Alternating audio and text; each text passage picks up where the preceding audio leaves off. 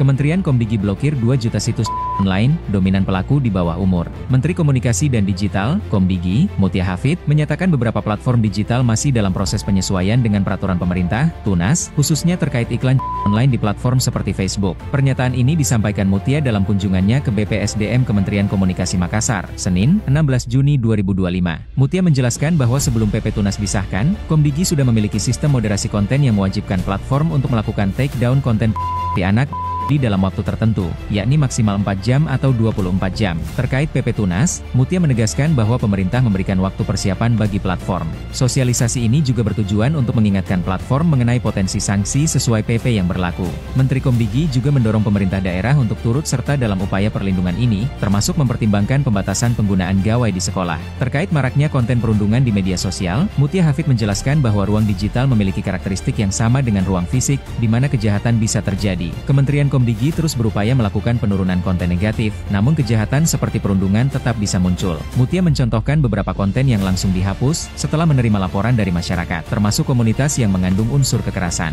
Dia menegaskan pentingnya kolaborasi antara masyarakat, pemerintah, dan terutama platform digital. Dia berharap platform-platform besar yang banyak digunakan masyarakat Indonesia dapat menghormati dan mengikuti aturan yang berlaku. Selama ini, sambung Mutia, pihaknya telah menghapus sebanyak 2 juta situs online di Indonesia.